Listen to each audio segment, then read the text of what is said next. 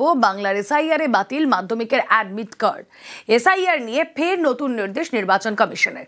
SIR এ মাধ্যমিকের admit কার্ডকে মান্যতা নয়। কথা বলবো সোমরাজ বন্দ্যোপাধ্যায় প্রতিনিধি রয়েছেন সঙ্গে। সোমরাজ, এই এসআইআর এ যে 13টা ডকুমেন্ট লাগছিল তার মধ্যে একটা ছিল মাধ্যমিকের অ্যাডমিট কার্ড, সেটা কেন গ্রাহ্য হবে না? না দেখো, মাধ্যমিকের অ্যাডমিট কার্ড কখনই এসআইআর এর ডকুমেন্ট হিসেবে নেওয়ার কথা বলা হয়নি। মাধ্যমিকের সার্টিফিকেট এসআইআর এর ডকুমেন্ট হিসেবে নেওয়ার কথা বলা হয়েছিল। মুখ্য নির্বাচনী আধিকারিকের দপ্তরের তরফে প্রস্তাব পাঠানো হয়েছিল যাতে মাধ্যমিকের অ্যাডমিট কার্ডকেও গ্রহণ করা হয়। তার কারণ বিভিন্ন জেলায় জেলায় জেলা শাসকদের তরফে প্রস্তাব দেওয়া হয়েছিল যাতে মাধ্যমিকের অ্যাডমিট কার্ডকেও এসআইআর এর নথি হিসেবে গ্রহণ করা হয়। কিন্তু জাতীয় নির্বাচন কমিশনের তরফে জানিয়ে দেওয়া হয়েছে যে মাধ্যমিকের অ্যাডমিট কার্ড এসআইআর এর নথি হিসেবে কোনোভাবেই গ্রহণযোগ্য নয়। অর্থাৎ সেক্ষেত্রে যারা শুনানির সময় যাবেন তাদের কাছে মাধ্যমিকের সার্টিফিকেট থাকলে মাধ্যমিকের সার্টিফিকেটই গ্রহণ করা হবে শুনানির নথি হিসাবে। মাধ্যমিকের অ্যাডমিট কার্ড কোনো রকম ভাবেই এসআইআর এর নথি হিসাবে আগে বলা ছিল না যে গ্রহণ করা হবে, যেহেতু বিভিন্ন জেলা শাসকদের তরফে প্রস্তাব পাঠানো হয়েছিল সিও দপ্তরের কাছে যাতে সার্টিফিকেটের পাশাপাশি মাধ্যমিকের অ্যাডমিট কার্ডকেও গ্রহণ করা হয়। কিন্তু জাতীয় নির্বাচন কমিশন জানিয়ে দিয়েছে কোনোভাবেই মাধ্যমিকের অ্যাডমিট কার্ড গ্রহণ করা হবে না এসআইআর এর নথি হিসাবে। ওকে, সঙ্গে থাকুন।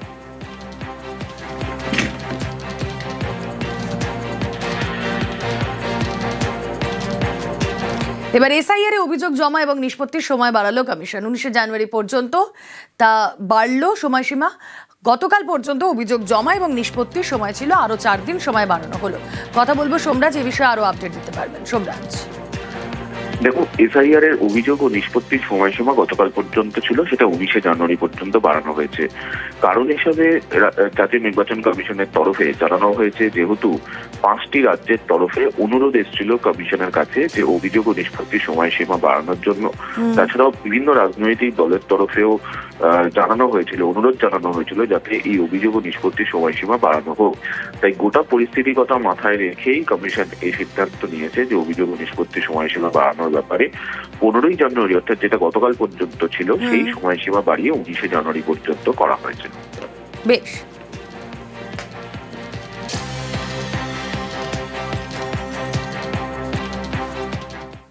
এসআইআর শুনানিতে হয়রানির অভিযোগে বিক্ষোভ। উত্তর দিনাজপুরের চাকুলিয়ায় ধুন্ধুমার, বিডিও অফিসে আগুন ভাঙচুর, আর এই ঘটনায় গ্রেফতার 10।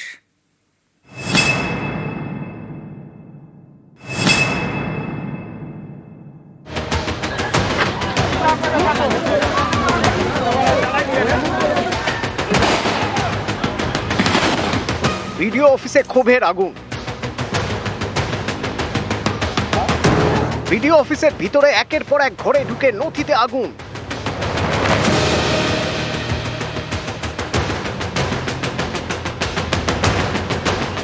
লন্ডভন্ড চেয়ার টেবিল, তছনছ গোটা বিডিও অফিস।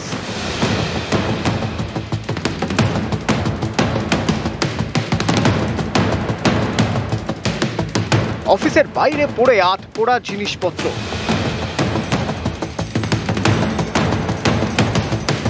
এই তাণ্ডব উত্তর দিনাজপুরের গোয়ালপুকুর 2 নম্বর ব্লকে চাকুলিয়ায় বিডিও অফিসে।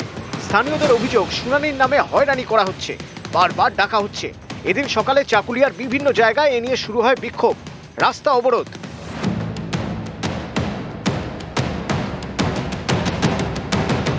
আমরাকে বললো যে এটা কাগজ জমা করতে 2002 এর কাগজ জমা করতে হবে। এবার নিয়ে আমরা 2002 এর কাগজ জমা করলাম। এখন বলতেছে কি যে আমাদের আরো অন্য অন্য কাগজ নিয়ে আমাদেরকে হয়রান করতে বলে, হ্যারেন করতে হবে। কিসের হ্যারেনটা কিসের? এই ক্ষোভ পৌঁছয় বিডিও অফিসে, সেখানে আগুন ধরিয়ে দেওয়া হয়। বিডিও অফিসে কিন্তু যেখানে ভাঙচুর করা হচ্ছে এবং ভাঙচুরের যা জিনিসপত্র রয়েছে ভিতরে সমস্ত কিছু কিন্তু এখানে এনে উত্তেজিত জনতা সেটাকে আগুন ধরিয়ে দিয়েছে এবং আগুন ধরিয়ে দেওয়ার পরে কিন্তু এই এলাকায় ব্যাপক উত্তেজনা ছড়িয়ে পড়ে। চাকুলিয়ায় বিডিও অফিসের ভিতরে সব লন্ডভন্ড। এই বাংলা সহায়তা কেন্দ্র যে চিত্রটা তুমি দেখতে পাবা যে একবারে পুড়ে ছাই করে দেওয়া হয়েছে। নথিপত্র যা জিনিসপত্র ছিল সমস্ত কিছু কিন্তু পুড়িয়ে দেওয়া হয়েছে। পরিস্থিতি নিয়ন্ত্রণে আনতে এলাকায় পৌঁছয় পুলিশ। এই ঘটনায় দোষীদের চিহ্নিত করে এফআইআর করার জন্য জেলা প্রশাসনকে নির্দেশ দেয় নির্বাচন কমিশন। সেই মতো এফআইআর করেছেন গোয়ালপুকুর 2 নম্বর ব্লকের বিডিও।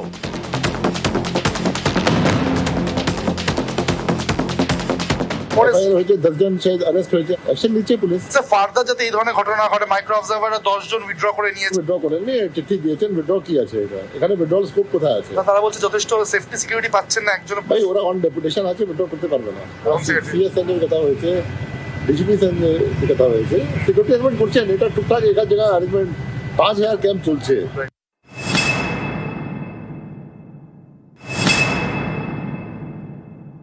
যারাই করলো এটা ওরা, আমি বলবো যে ওরা ইচ্ছাকৃত ভাবে করেনি, ওদেরকে হয়তো কেউ বলেছে, উস্কিয়েছে বলে এটা করেছে।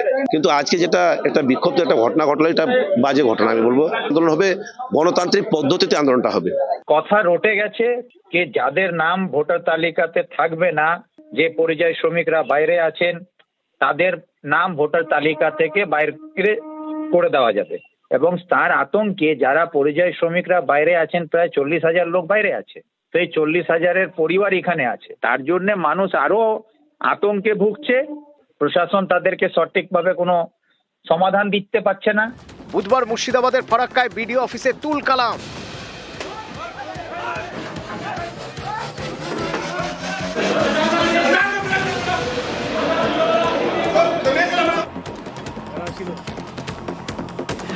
এবার চাকুলিয়ায় বিডিও অফিসে তাণ্ডব।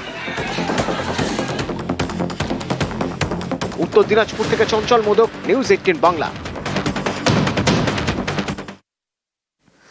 অনুপ্রবেশকারীদের বাঁচাতে তৃণমূলের হামলা, অভিযোগ শ্রমিকের। মানুষের ক্ষোভের বহিঃপ্রকাশে দায়ী বিজেপি, পাল্টা অভিষেক, সংযত থাকার বার্তা অভিষেকের। এই বাংলাদেশি অনুপ্রবেশকারীদের নামই ভোটার লিস্টে রেখে দিতে চায়। এদের নাম বাদ দেওয়া নিয়ে যত আপত্তি এবং তৃণমূল কংগ্রেসের আশঙ্কা, তার থেকে বিভিন্ন জায়গায় আক্রমণ। আজ অনুপ্রবেশকারীরা এবং তৃণমূল কংগ্রেসের ঔদ্ধত্য এমন জায়গায় পৌঁছে গেছে যে সরকারি অফিস তারা আগুন দিয়ে দিল। এই ক্ষতিপূরণ কে দেবে? এখন ইলেকশন কমিশনকে চিন্তা করতে হবে, এই যে দিকে দিকে বিএলওদের উপরে চাপ সৃষ্টি করে ফর্ম 7 কে অ্যাকসেপ্ট করা হচ্ছে না, এক্ষেত্রে সরকারের অবস্থান কি? এসআইআর কে সুষ্ঠুভাবে সম্পূর্ণ না করে পশ্চিমবঙ্গে নির্বাচন করা যাবে না। মানুষকে যেভাবে হ্যারাস করা হচ্ছে, এটা ক্ষোভের বহিঃপ্রকাশ। এরা ঘুষপেটিয়ার কথা বলে, আমাদের বাংলাদেশি বলে। এই যে 58 লক্ষ নাম বাদ গেছে, তাদের মধ্যে কজন বাংলাদেশি? আপনারা জিজ্ঞেস করুন বিজেপি নেতাদের। মানুষের ক্ষোভের বহিঃপ্রকাশ। কিন্তু আমি আপনাদের মাধ্যমে অ্যাপিল করতে পারি যে মানুষ যাতে শান্ত থাকে, সংযত থাকে। সবার উপর যে চাপ তৈরি করেছে ইলেকশন কমিশন, 2 বছরের কাজ 2 মাসে করতে হবে। এর জন্য একমাত্র দায়ী ভারতীয় জনতা পার্টি এবং ইলেকশন কমিশন। এরা ভাবছে নোটিশ পাঠিয়ে মানুষকে শিক্ষা দেবো, মানুষ ভোট দেয়নি বলে। যত নোটিশ এরা পাঠাবে, বিজেপির ভোট তত কমবে।